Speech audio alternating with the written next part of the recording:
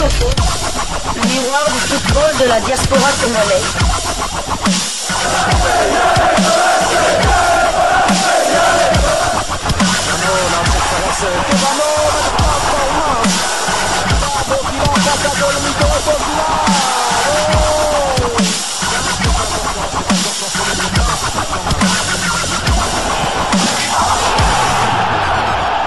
Disco Foot, le miroir du football de la diaspora congolaise.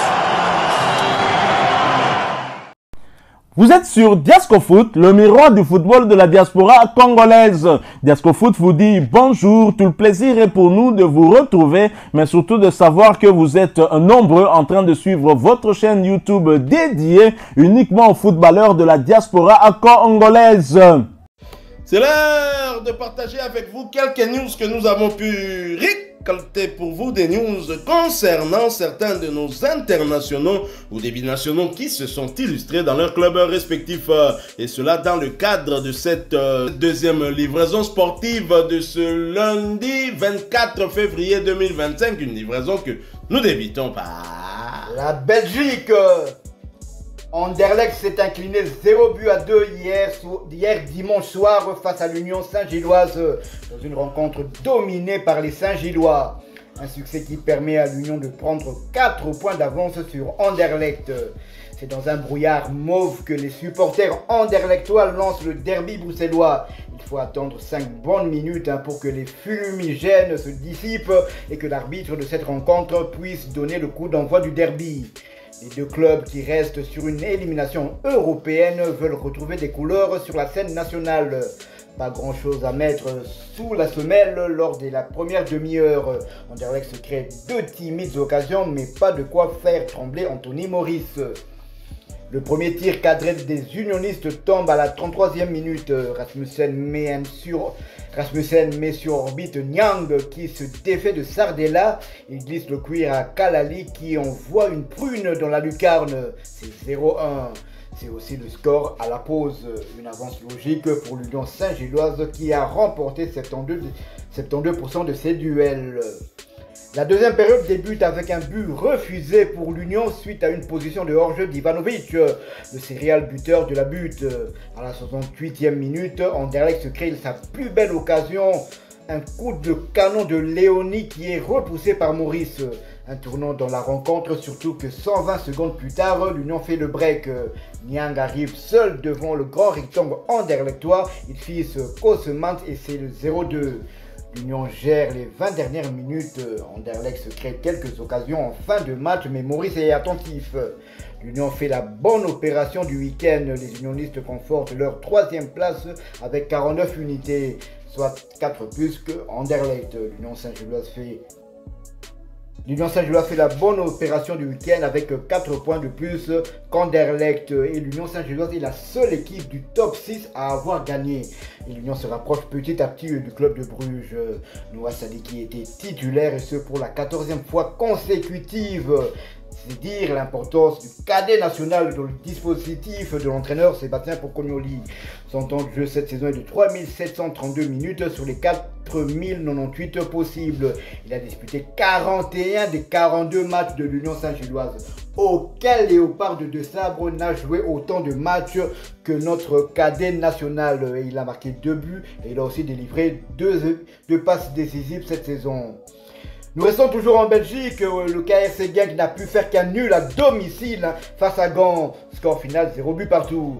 Mais malgré ce nul, ils prennent tout de même un point de plus que Bruges qui a perdu à domicile face au Standard de Liège. L'avance de Genk face à son dauphin brugeois est désormais de 9 points. Titulaire, Joris Kaimbe a joué l'intégralité de la rencontre. Son temps de jeu cette saison est de 2719 minutes sur les 3107 possibles. Il a disputé 30 des 32 matchs du KRC Genk et il a marqué un but et délivré aussi une passe décisive. Genk est donc premier de Jupiler Pro League avec 61 points. Il compte 19 victoires, 4 nuls et 4 défaites, 51 buts marqués et 31 encaissés. Prochaine journée, Genk se déplacera à Charleroi le vendredi 28 février dans le cadre de la 28e journée de la Jupiler Pro League. Il est bon, Mathis Sabine. Ah, derrière, il prend ce ballon. Elia, il va renverser à gauche. Marcus Coco. Marcus Coco, le centre! Et une explosion pour finir. Meshak Elia marque le 3e but. Meshak Elia, adaptation express. 3e match à Nantes et 1er but pour la recrue. Ça, c'est une réaction. Le travail magnifique d'Ablin sur le côté, hein. Derrière, Avant le rassemblement, les léopards de Sébastien Desabre en feu. Meshak Elia ouvre enfin son compteur en France lors de la 23e journée de la Ligue 1 McDonald's. Arrivé à l'Hexagone en fin de mercato d'hiver, Meshak Elia a ouvert son compteur en Ligue 1 ce dimanche. Opposé au Racing Club de Lens, Elia et ses coéquipiers se sont imposés sur le score de 3-1, se remettant de la lourde défaite 7-1 subie contre l'AS Monaco la semaine dernière. L'international congolais était pourtant sur le banc au coup d'envoi, mais il est entré à la 85e minute à la place d'Amian Kelvin. Il ne lui a fallu donc que quelques minutes pour s'illustrer en inscrivant dans les temps additionnels le but qui a scellé définitivement le sort de cette rencontre, confortant ainsi la victoire des Canaries à la Beaujoire. Le léopard de Sébastien Desabre a marqué d'un plat du pied en toute fin de rencontre, profitant d'un bon placement après une frappe dévissée d'un de ses coéquipiers. Ce premier but à Nantes libère le Congolais qui ne bénéficie pas encore de la pleine confiance de son nouveau coach Antoine Camboire. Il y a Meshak qui voit son temps de jeu porté désormais à 71 minutes sur les 291 minutes possibles. Il a participé à tous les 3 matchs avec son nouveau club et désormais avec un but inscrit. Après ce succès, les jaunes et verts prennent une bouffée d'air et remontent à la 15e place avec 22 points. Ils prennent 3 points d'avance sur le barragiste Saint-Etienne qui est 16e avec 19 points. Saint-Etienne qui n'est autre que le club d'un autre léopard de Sébastien Desabre, à savoir Dylan Batubintika. 5 victoires, 9 nuls et 9 défaites, 28 buts inscrits contre 40 encaissés. Prochain match, le FC Nantes se déplacera, un déplacement périlleux du côté du stade de Vélodrome à Marseille. Ce match est prévu pour le 24e journée de Ligue 1 et ce sera le dimanche 2 mars 2025 sous le coup de 20h45 heure de Kinshasa, 21h45 heure de Goma. Nous sommes à l'est de la République démocratique du Congo. On voit bien Elia Meshak marquer un doublé lors de la prochaine journée au stade Vélodrome. Vengeance, vengeance. Et dédier ses 2 buts à son capitaine Chancel Bemba. Mangoulou. Nous quittons donc la France pour les Pays-Bas où l'on disputait la 23e journée de Eredivisie. Une défaite de plus, la 6e lors des 7 derniers matchs pour le Fortuna Sittard qui s'est incliné 1-0 sur le terrain de l'AZ Alkmaar. Samuel Bastien avait débuté la rencontre sur le banc avant de faire son entrée au jeu à la 82e minute. Son temps de jeu cette saison est de 1451 minutes sur les 2391 possibles. Il a disputé 22 des 25 matchs du Fortuna Sittard et il a délivré 2 passes décisives cette saison.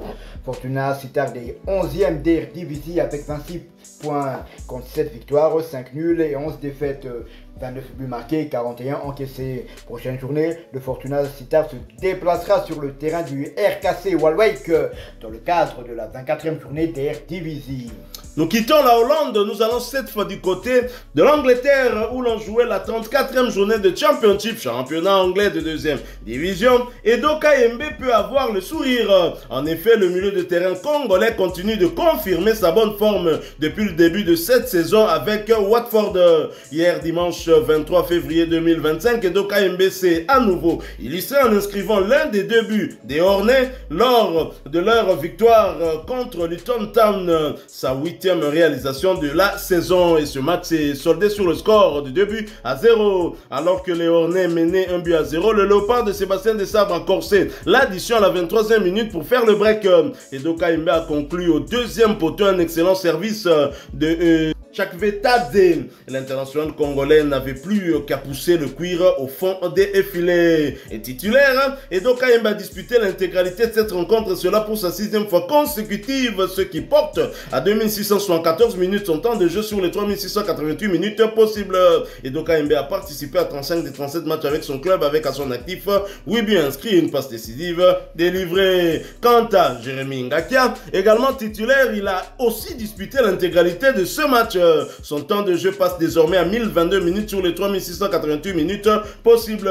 Jérémy Ngakia a participé à 16 des 37 matchs avec son club, avec à son actif un but inscrit. Après ce succès, Watford est 9e avec 48 points. Et Dokaembe et ses coéquipiers devront encore se battre pour espérer une montée en première ligue, car Blackburn, dernier barragiste, n'a que 3 points d'avance sur eux. Et Watford, après cette victoire, est donc 9e de Championship, 14 victoires, 6 nuls, 14 défaites, 45 buts inscrits contre 48 encaissés. Prochain rendez-vous, ce sera pour le compte de la 35e journée, un déplacement sur le terrain de Stoke City le samedi 1er mars 2025 sous les coups de 16h de Kinshasa, 17h heure de Bukavu. Nous sommes à l'est de la République démocratique du Congo.